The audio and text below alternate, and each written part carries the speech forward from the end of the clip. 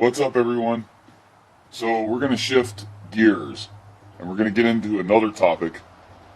Um, we're going to get into what many others have already pointed out and discussed, and this is just further support for those people who have come forward before me with great evidence. And nobody seems to point out Freemasonic artwork. And so, Masonic artwork will clearly demonstrate that the higher level Masons, um, the truly enlightened within their craft, are highly aware of the fact that the Earth is flat and that the sun and moon are roughly the same size and circle over the flat Earth. And so here we go. We're going to start off with depiction number one.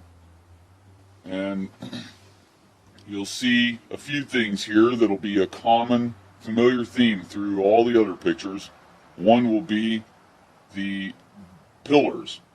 The pillars are Japheth and Boaz, and usually on pedestals they'll have the globe Earth and astrology, the two things they push to the public.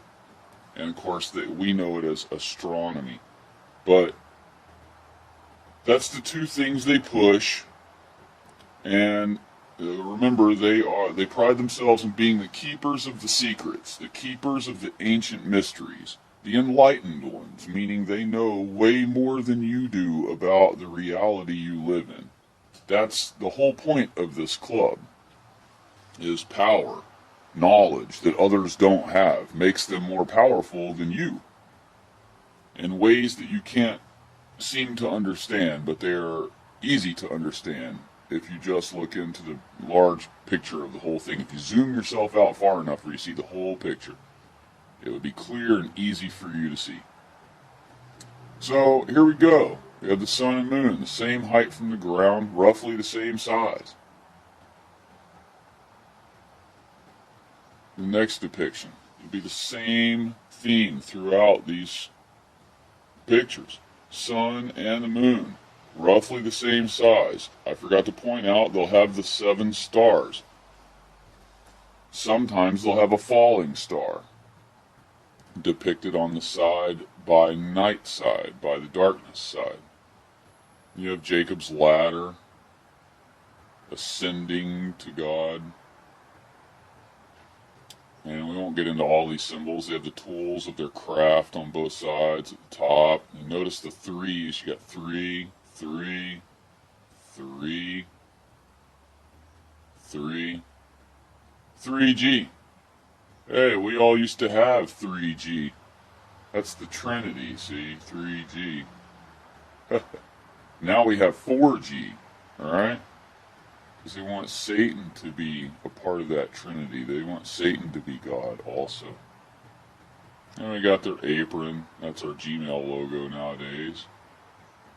They have that one in the proper representation, the proper inversion of the dome, and I can explain that in a little bit. And their trowel and the Bible right here. Noah's Ark right here. Notice it's one of the highest things.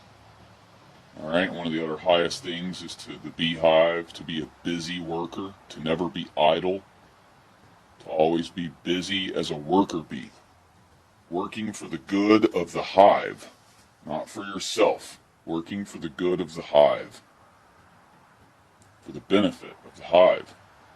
And that's what you're always supposed to do your whole life. But anyway, here we have the Ark, and we have the Bible. They are at the top with the Trinity. Ascends to heaven. This is the gate to heaven. But they've chose the inverted path. The path where they're given everything while they're here in this mortal life. Anyway, here we go. Sun and moon. We're moving on. Moon, sun, same height, same size. Okay? You see the pyramid and the pyramid up here, but this pyramid is the dome. That's what it represents. The sun's right here. This is God. But this is the dome. And you'll see that more clearly as we move along. But Yeah, got, of course, the pillars, as always. And you have your globe Earth on a pedestal. And you have astrology on a pedestal. That's the two things they control people's minds with. The belief that those are real. George Washington, the 8th President of the United States, taught to us and glorified in all history books as being the first president. He was the first Freemason president. But he was not the first president. There were 7 sitting presidents of Congress elect before George Washington. Okay? They glorify Pythagoras. You'll see that in quite a bit of their artwork. You see the dual meaning. They have the tassel, but the tassel is actually, over here, is actually one of their tools in disguise.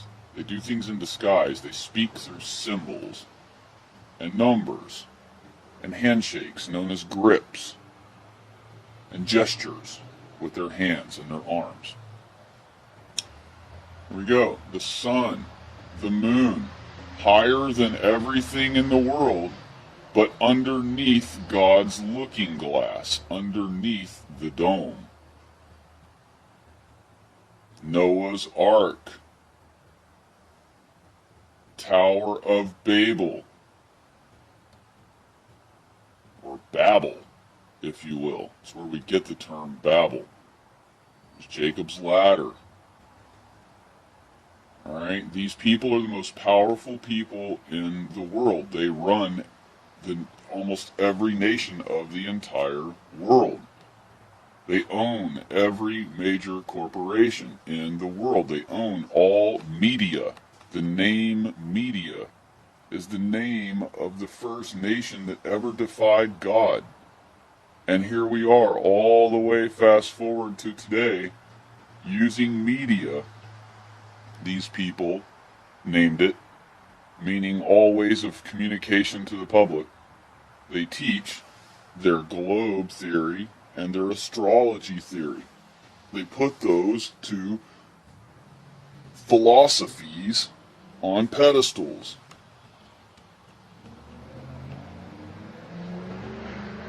And there's a lot more we could get into, but we won't. There's your Gmail logo, the Mason apron, the Masonic apron. But the point is, there's the beehive. So, and you have your pentagrams, your sheriff stars, and all those things come from Freemasonry. When you see a sheriff wearing a star over his heart, a badge over his heart, it's nothing but a pentagram, or a 7-pointed star, or a 6-pointed star. They all mean specific things in Masonry. We already started with this guy. We'll move along. Here's another one. You'll notice the pyramid, the triangle. It's why you always see it in all their depictions. The triangle is an easy way, it was the most primitive way for mankind to duplicate the dome. Okay, before men had the ability to build domes with curvature, a pyramid was the easiest, most primitive way to create a man-made version. And so that's what pyramids depict. People wonder about pyramids. What do they mean and this and that? Pyramids are a depiction of the dome in just a very primitive version. Before these craftsmen were able to craft curvature domes to replicate the dome correctly. And I can show you that further in we go, the further in we go. Notice the serpent is in God's position. You know, they want Satan, that old serpent, the dragon, the devil. They want him as their God, in God's seat, in God's throne. He said in the Bible, I will be like the Most High. And you have your sun and moon the same size. You have your right side up pyramid and your upside down pyramid. You have your beehive at the bottom.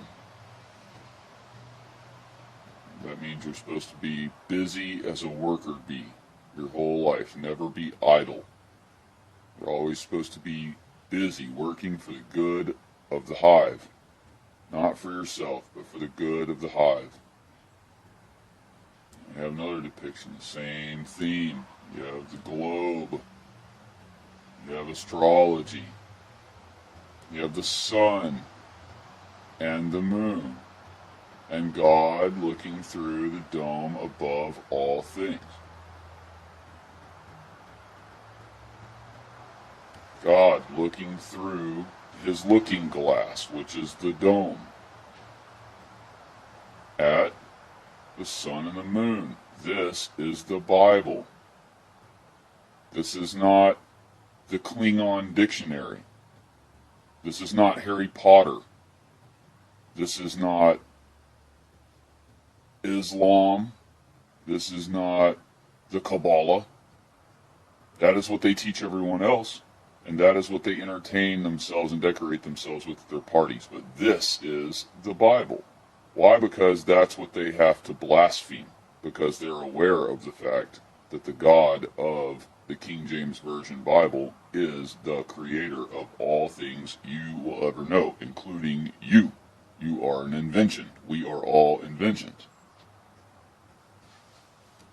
And I would recommend that in your lifetime, you learn to love and embrace it and perform the way you were intended to perform when you were invented. If you invent something at your house and you craft it with your hands and you build it, and it decides it doesn't want to do what you made it to be, or it just, of course, it doesn't have personality, so it just, let's say it just doesn't perform the way you want it to, the way you desired for it to when you designed and made it. You don't owe that invention anything. You don't owe that invention an apology or mercy or shame or guilt or sorrow. You can destroy your invention. You can throw it in the trash can. You can set it on fire. You could disassemble it and craft it into something new. You could do anything you want with it, and nothing you do with it is wrong. Get that through your head. When you invent something, and it is your invention, and you have an intention for that invention, and it does not perform as intended, you owe it nothing. And you can disassemble it, you can throw it in the garbage, you can give it away to someone else, you can set it on fire, and nothing you do to it is wrong to do to it. And that's where a lot of people try to throw their own rationale in above God's ministrations. He didn't make you to have your opinion over his. He invented us to do what we're intended to do, to please him. Check this picture out. You have the sun and the moon, the same height, right?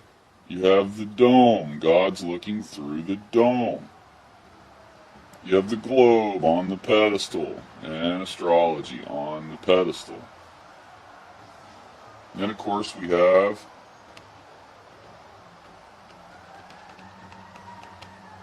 an interesting photo here, or an interesting part of the picture here. Does that really, really, really look like a woman? Homosexuality is one of their tools of the craft to achieve their end goal, destroy families. But we'll save that for another topic. So, not only do we have all of this in the foreground, in the background you have what is plain as day, the flat earth. And you also have the explanation of why the sun doesn't have to become tiny and vanish before it goes what we call below the horizon in our view. The clouds answer that question for you before you even ask.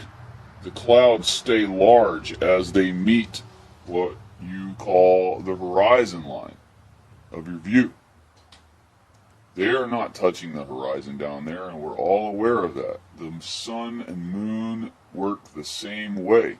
They are large enough in the sky that they don't become microscopic in our view before they go below the horizon line in our view, just like clouds don't. So, that's a nice one there. This one's interesting. This particular guy, who is a Mason, posted a blog about his discoveries through his journey into mastering his craft. And he came up with this on his own and put it on a blog. And so, figure I'd show that. That is the sun and the moon sitting atop Japheth and Boaz, which I'm not sure why the difference this time around. Another thing I should point out is you'll notice the space shuttle is a copy of one of the Masonic tools of the craft. Let me go back and see if I can get a better picture of one.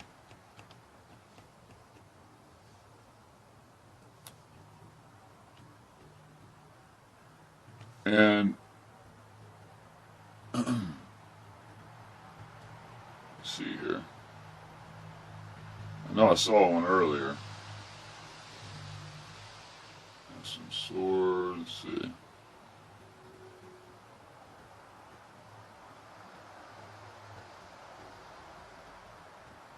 Well, anyway, there's a better picture of it around in one of these photos. Here we go. Does that remind you of something? What does that look like on first glance? Even just look slightly away from it. And what does it depict to you? That's what the space shuttle looks like. So yeah, here we go. We got the sun and the moon the same height above the ground. The Bible in the middle.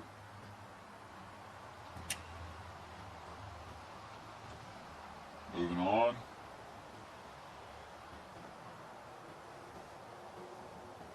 As above, so is below. This is a Baphomet. Sun worship. The sun is the head of their philosophy. He's standing on their checkerboard floor. His legs are the pillars.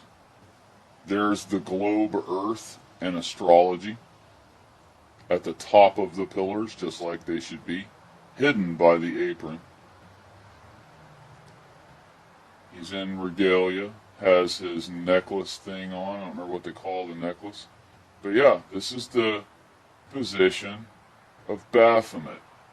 So Baphomet and the sun, it's sun worship, among other things. But Islam, which is what they are, Islamic, they worship the sun god. And here we are, another one.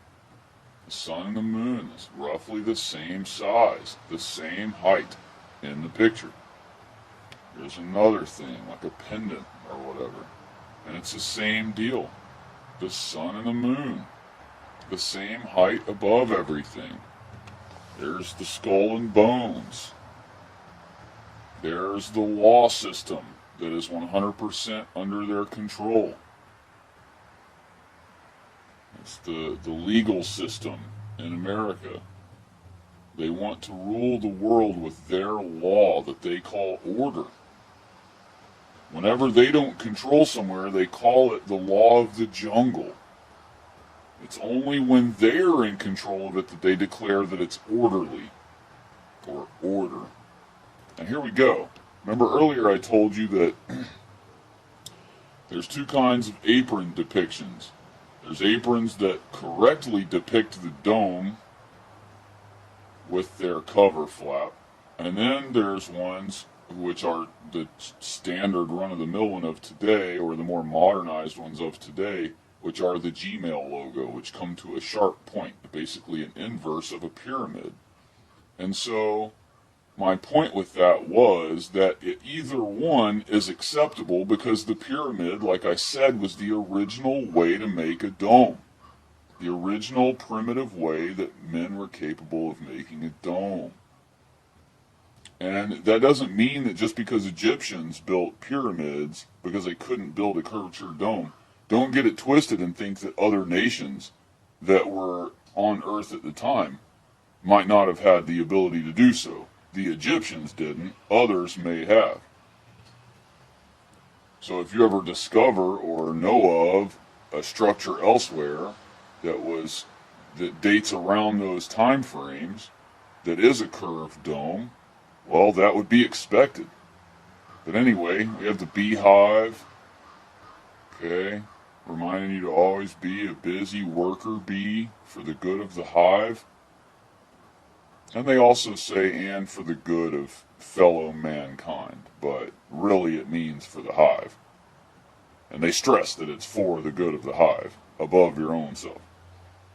Now, have the sun and the moon, same height. The 7 stars. God looking through the dome. Through the dome. The dome is his looking glass. He's looking through the dome. That's why you see glare. He's busting through with his vision. He's looking through the dome. Checkered floor. We got the pentagram. The pound sign we use. It doesn't mean what you think it means. Here's the gateway to Freemasonry. You have to die and be born again into Freemasonry, be rebirthed. What does that sound like? An imitation of the Bible. So, yeah, they're highly aware of the fact that the earth is flat. Make no mistake about it. They know it's flat. And they know that what they teach on purpose is purposed misleading. They teach astrology as astronomy, and they teach, and I know they don't actually teach people that those things are gods and da-da-da, but they name all of their things. They honor all of their missions. They honor all of their machinery after stars and planets, they call them, and all those things. Those are gods to them. And they're just teaching them in a scientific version to people to honor their gods. Some of their many gods. Paganism has many gods under Satan. Does this look like a nice eye? A happy eye? No. It looks like a powerful ruler, an evil ruler, and they look at God as evil because he didn't give them the knowledge, he didn't give man the knowledge of good and evil, but he allowed us to have it. He gave us choice. We could have stayed perfect, but our ancestors decided to disregard his warning, and so the common lot of humanity is sin. We have the globe. Pushing it. And they don't have to believe it themselves. They don't believe the globe. They talk about it all day. Global, global, global. Buenas, hoy quería explicar un poco sobre el Tratado de Silón en general. Y bueno, quería leeros algunas cositas para que lo tengáis más claro y podáis terminar ya. Bueno, en el versículo 1, Omega dice de Omega a Alfa y viceversa, y desde la Z a la A.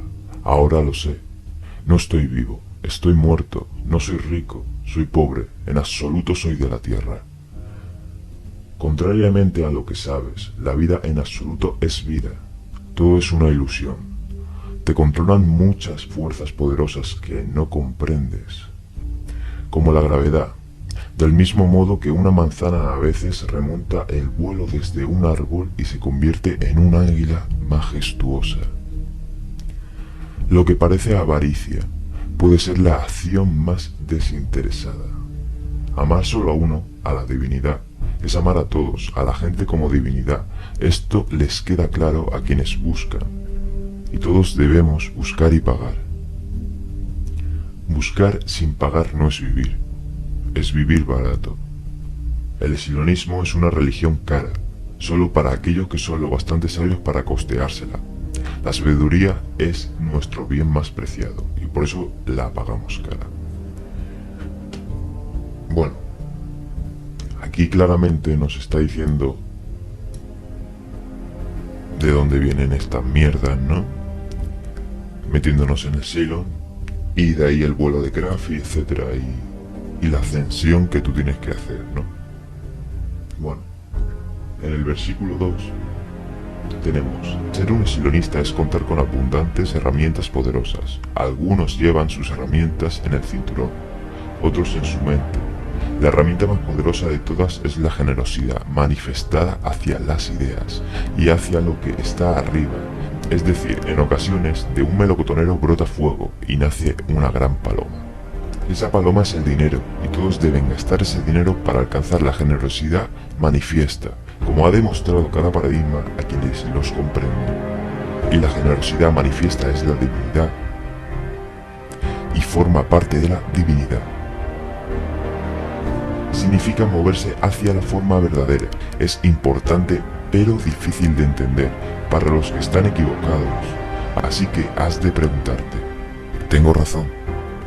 Y yo lo demuestro siendo fiel a la generosidad manifiesta y a través de el águila y la paloma y el melocotonero y la gravedad ascendente y entendiendo sobre todo la forma verdadera manifiesta. Si a algunos les parece difícil de entender, pero les será revelado, y a otros les parecerá difícil de entender, pero no les será revelado, porque no buscaron verdaderamente, ya que eran el ave o el topiario incorrecto. Si buscas la sabiduría, pagarás por ella, ya que buscar y pagar equivalen a comprender, si quieres que así sea. Bueno, claramente te están diciendo, y como siempre no paran de repetir en esto, de que tú puedes llegar a ser una paloma, o viceversa, ¿no? O al revés. La paloma puede llegar a ser melocotón, o el melocotón puede llegar a ser paloma, ¿no? Entendemos que la paloma es el dinero y el fruto es el conocimiento que tienes que ascender cuando eres fruto. Y claramente el fruto es el conocimiento y te están diciendo que el que sea la paloma deberá gastar todas sus riquezas y así poder transformarse en el melocotón, ya que si no lo hace no se le revelará la verdad.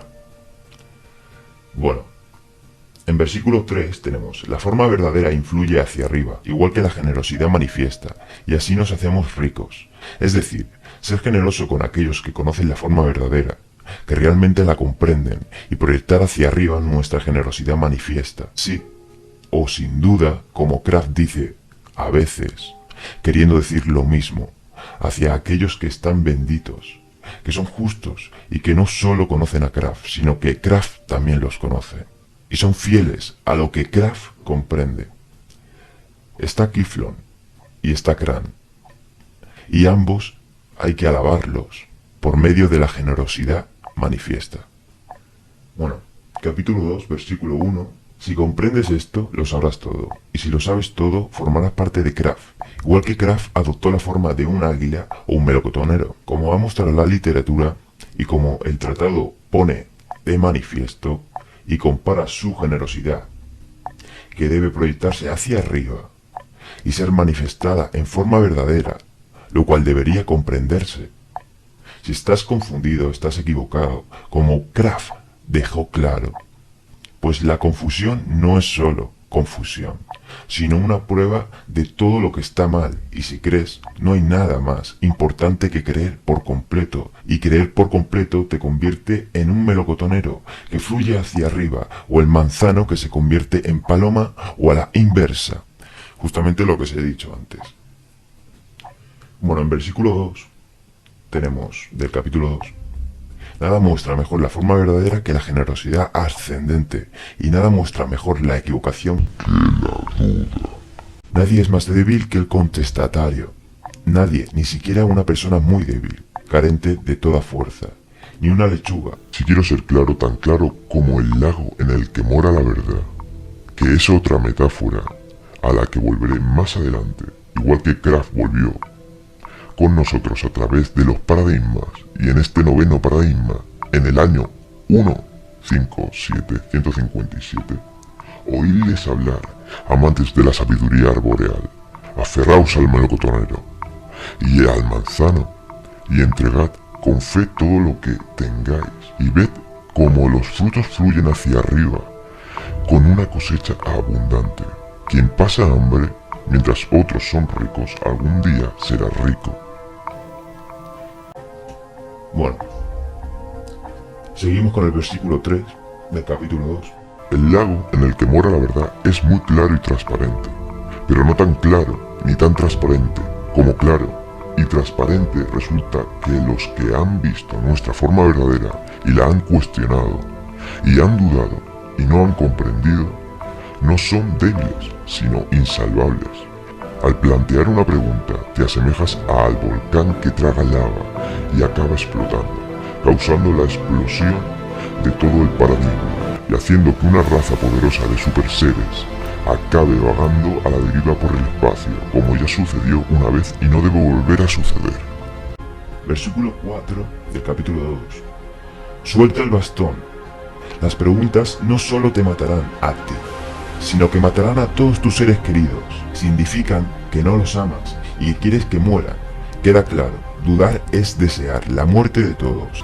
Y esa es la prueba que necesitas de que el mundo, el manzano, el melocotonero, la paloma y el águila son buenos y de Kraft.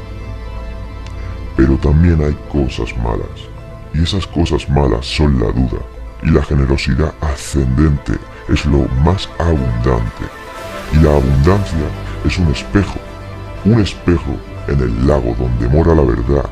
Bebe de este lago y riega el melocotonero, pero no apagues el fuego que trae la paloma, ni cojas el manzano que algún día podría convertirse en águila majestuosa que se alimenta en el lago. Capítulo 3, versículo 1. Dad y se os dará. Eso ya lo dijo alguien, y quien quiera que fuera, se trataba de un hombre brillante y amigo de Chris. Lo expliqué esto en la parte 5 del mural, con las leyes de Moisés. Espero que me entendáis. Como todos los hombres brillantes y un esilonista fantástico, como todos los grandes pensadores y filósofos y famosos, la literatura lo ha dejado claro, lo mismo que el tratado. En efecto, hay un lago donde mora la verdad, y en este lago vivía un huevo, y de ese huevo salió todo un mundo, y ese mundo era este mundo. Y ahora acaba esta metáfora, y comienza una nueva. La nueva metáfora es el tratado, y el tratado es la verdad, la forma verdadera de unas cuantas ideas formuladas y muchas descartadas. Versículo 2, capítulo 3. Ninguna semilla se echa a perder, porque las semillas de los hombres o de los árboles son una mentira. El manzano y el melocotonero comparten huerto, pero no hay muchos árboles. Del mismo modo que un hombre de Exilon debe yacer con 9 compañeras a la semana para que no se marchite la parra. Versículo 3, capítulo 3. La tierra que no se hará se queda en el barbecho, pues en todas las cosas hay una analogía agria. Pues el mundo fue creado antes de la llegada de la televisión. Si una mujer no yace con 5 hombres ascendentes de Silon en un día del 7º mes, la cosecha será escasa. Versículo 4, capítulo 1. Comprender por completo es estar completo. Esta es la máxima fundamental de nuestro conocimiento. Y el conocimiento no precisa fe. No somos una religión, somos una ciencia y una manera de entender todo. Y conocerlo todo es saber que el dinero es lo más fugaz y que el dinero no debería atarte a un lugar, sino liberarte para donar hacia tus superiores. Y no dudar que hacerlo es lo más completo que se puede hacer, y que aquellos que dudan de ti son asesinos y odian al águila y a la paloma y al melocotonero y al lago de la verdad. y quieren que mueras. Échalos de tu vista y lanza el sedal al lago, pues te alimentará. Versículo 5, capítulo 3. Todo lo que has sido y será tiene un ciclo, e igual que el necio que guarda la fruta ve cómo se pudre. El sabio manda su fruta hacia los superiores. En ti está ser feliz, pero no eres feliz porque estás rodeado de gente que te quiere ver muerto, porque dudan y al dudar demuestran que son insalvables, así que no puedes matarlos. Déjalos y avanza hacia la luz azul, y el lago, y la manzana, y las demás metáforas, y aléjate del lugar vacío en el que las objeciones y la muerte actúan al unísono. Versículo 6, capítulo 3. A los escépticos se les pasará a cuchillo, y se les dará la oportunidad de servir de jardín para los descendientes de Kraf. No lloraré, pues las lágrimas de sal envenenan el jardín, y este es nuestro momento de júbilo. Versículo 7, capítulo 3. La negatividad es doble y simple. Siempre es negativa. Sonreír es lo que da sentido a la vida, y nada te hace sonreír más que conocer la forma verdadera, y la forma verdadera que tiene 157 años. Y la gran batalla entre Kraf y los insalvables que existen en este paradigma, el noveno paradigma, y todos los paradigmas precedentes hasta el cuarto paradigma. En una batalla que debemos ganar, como el final de una película, entre las que están dirigidas y protagonizadas por muchos famosos que son exilonistas, igual que la mayoría de los filósofos y pensadores más importantes. Es una batalla que podemos ganar. Voy a leer solo hasta aquí, hasta el capítulo 3, versículo 7, y espero que lo entendáis, lo que acabamos de leer, y espero que entendáis todo, una vez que habéis llegado a ser tan ascendentes, como dicen ellos. Si es así, seréis melocotones, ¿no? Y si no, pues sois palomas. Normalmente seréis palomas. Deberéis derrochar el dinero. Y para convertiros en un águila majestuosa, lleva tiempo. Acuérdate de seguir la senda dorada.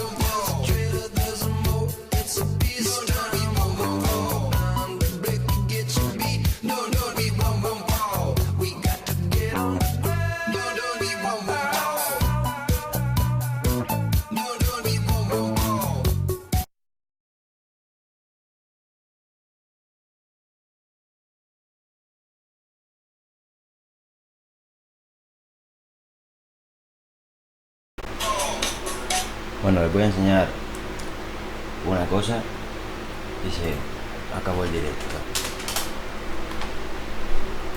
Quiero que vean a este chico, a este canal, ¿vale? Y quiero que vean este vídeo si es que les interesa. Y cuando vean todo esto y lo empiecen a entender, se darán cuenta que ya hay muchos youtubers que lo han dicho desde hace tiempo, cómo actuar y cómo puedes equivocarte. Lo voy a dejar aquí con un trocito del vídeo de este. Me despido.